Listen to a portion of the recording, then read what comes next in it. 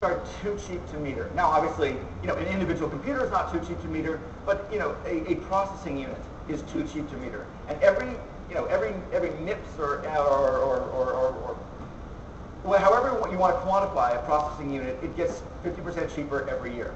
The second technology that touches as much of our economy as electricity, that's getting too cheap to meter, is storage. What's interesting is that the physics that makes processing semiconductors too cheap to meter, which is largely about lithography and quantum effects on silicon, is entirely different from the physics that makes storage too cheap to meter, which is largely about mechanical assemblies flying two atoms of air above a magnetic substance. Completely different technologies, and yet this too is falling by actually even faster. You can basically get twice as much storage every year for the same price, which is to say storage is falling by 50% every year, whereas for processing, power is falling 50% every 18 months to 2 years. So now storage is becoming too cheap to meter, and today you can get Yahoo Mail will give you infinite storage for free. Infinite storage for free. I'll give you a little story about what changes. I would come into the office every Monday morning and pick up my phone, and it would say, "Your voicemail is full. Please delete some messages."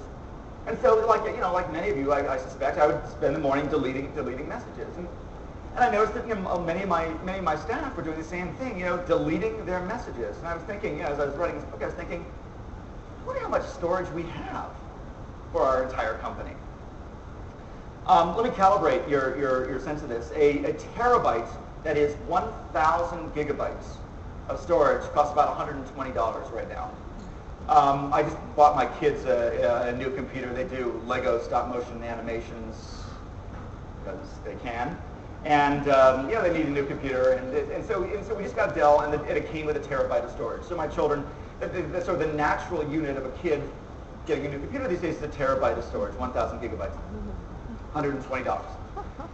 So I went to our IT guys and I said, how much, we're deleting our voicemail messages, which by the way are about 16 kilobytes each. How much storage do we have for the entire company? And the answer was, we have 500 gigabytes. That is 1/2 terabyte. So my children have twice as much storage as our entire company.